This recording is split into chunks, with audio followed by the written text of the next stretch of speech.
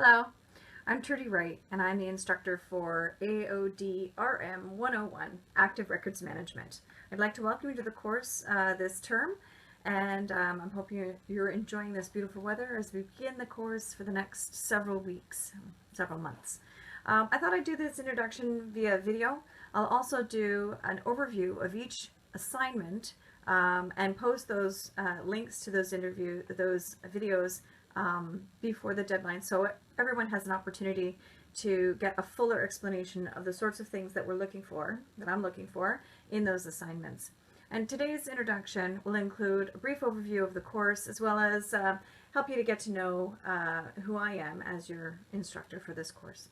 So to start things off, I want to discuss the learning elements for active records management. There are several, and my intention is to ensure that there is great connectivity or relation shown between other courses that you may have taken and this course itself. The learning elements for this course include an overview of records management, the relationship of active records management to the records management program overall, main concepts of active records management, including life cycle, a theory that we use to conceptualize how we manage records. File plans, filing, classification, keywords, index, thesauri. The concept of a file applied to different media formats, including paper, microform, electronic records, mixed media, email records, and the list goes on and on. File plans and the categories of records requiring unique file plans, and analyzing active records to determine methods or organizing, including unique identifiers, methods of access and coding. We'll also have a look at privacy management and outreach that helps us to support compliance with records management requirements. The course assignment, okay, I'm going to talk about the course assignments and the participation and what I'm looking for there in order for you to achieve those marks.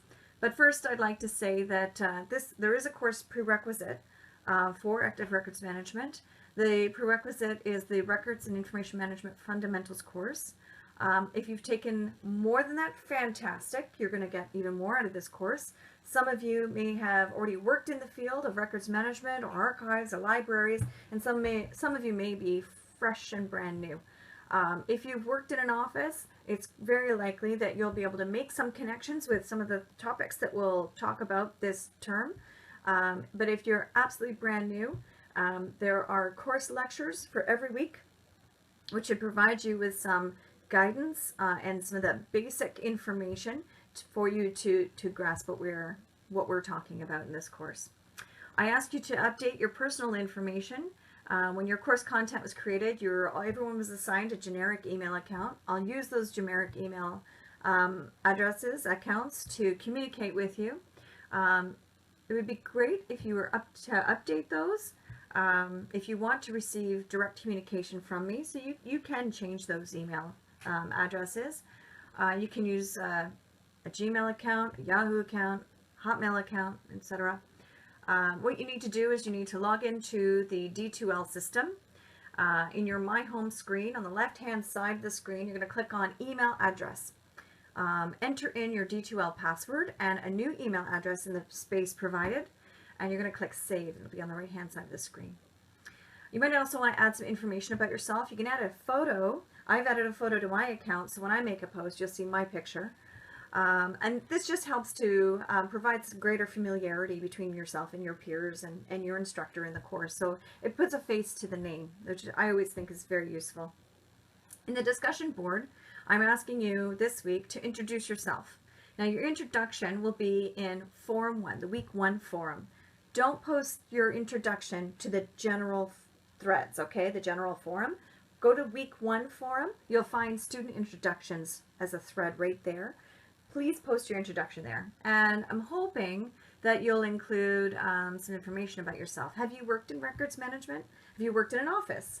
What are you looking forward to most in this course? What are you hoping to get out of this course? And any additional information about yourself. I'll share a little bit of information about myself in this video as well. Read through the FAQs, the frequently asked questions, to make sure you're aware of all the course policies, how to get assistance, how to get started, how to contact the help desk if you encounter any technological challenges or issues throughout this course. There are a number of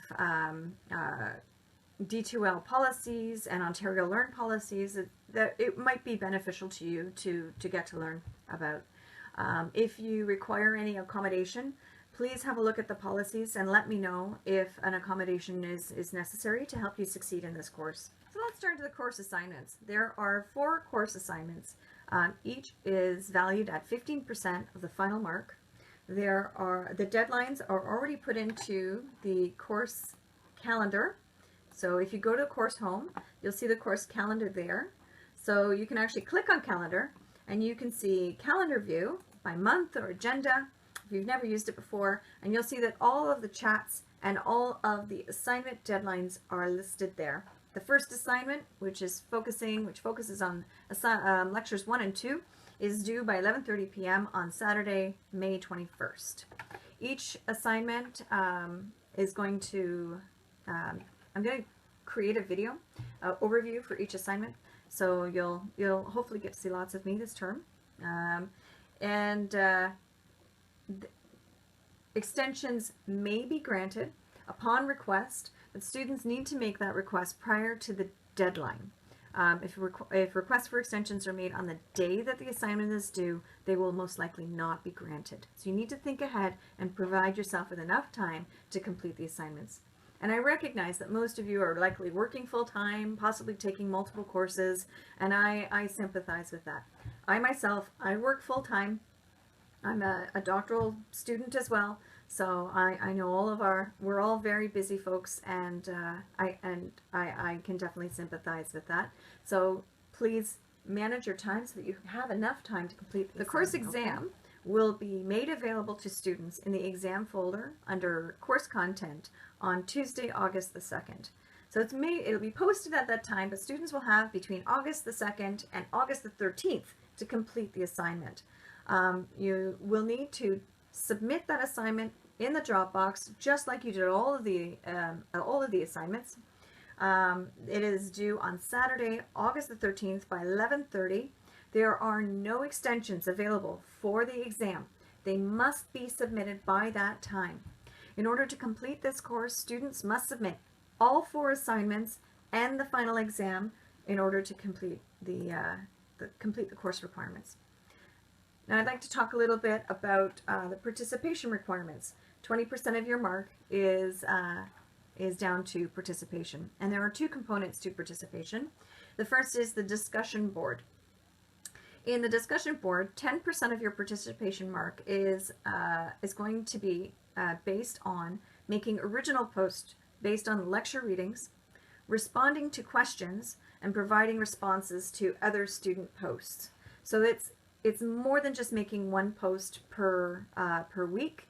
I really need to see you making some connections with each other in order to make the most of the new knowledge that you're gaining in the lectures. Now, on the Ontario Learn system, we'll track your participation in the discussion boards, which I will analyze at the end of the term in order to come up with your participation mark on the discussion boards.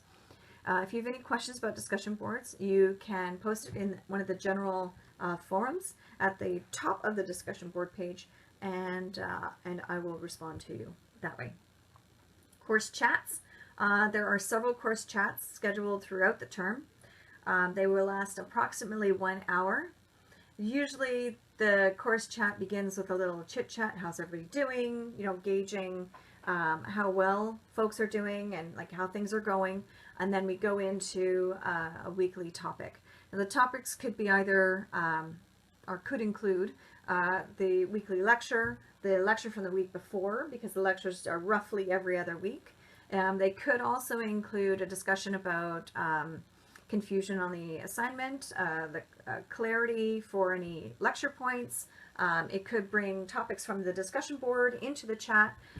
So there could be quite a lot that we might discuss in there.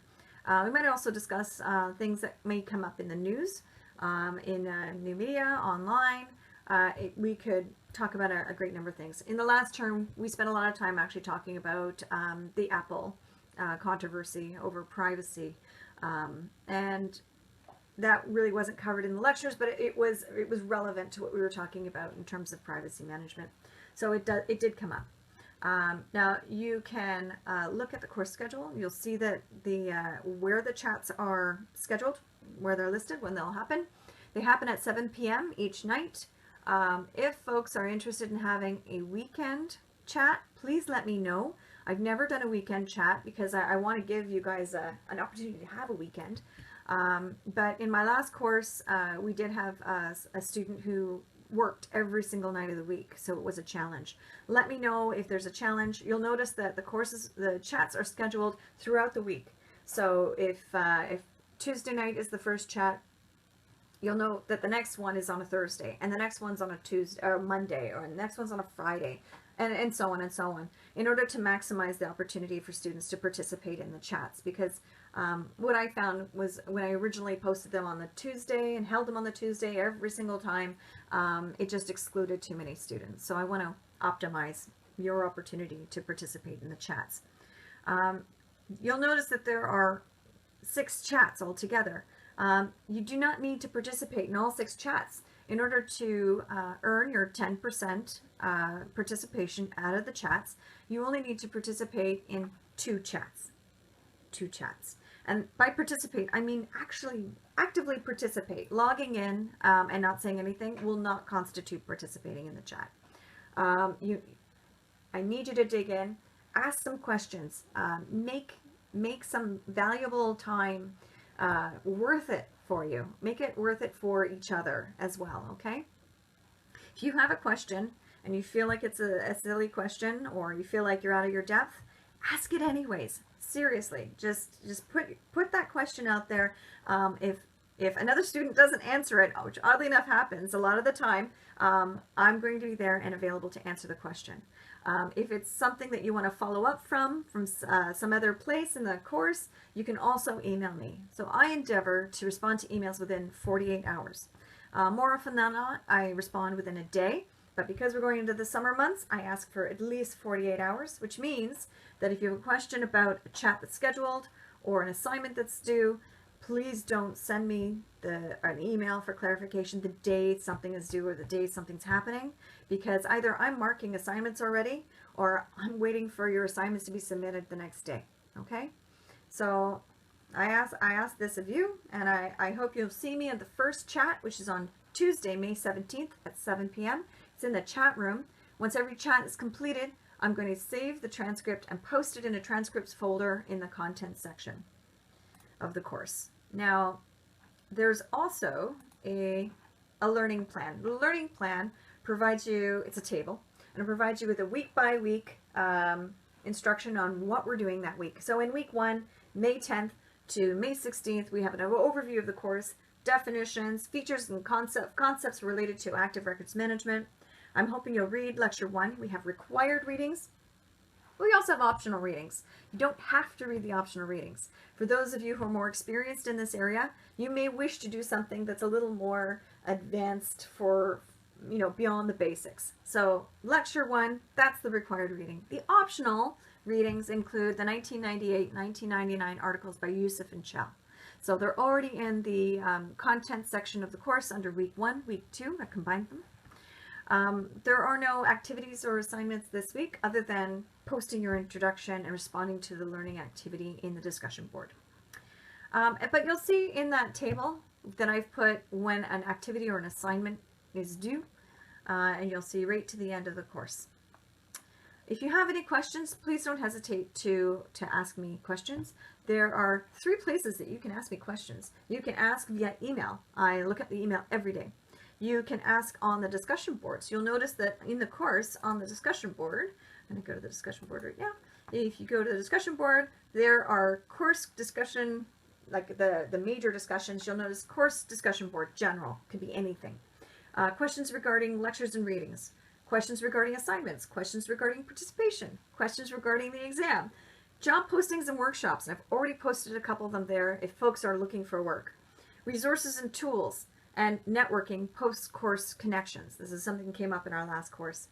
Resources and tools, I want you folks, I want students to feel comfortable to post cool things that you found online, templates, tools, information that you think is worthwhile sharing with your peers.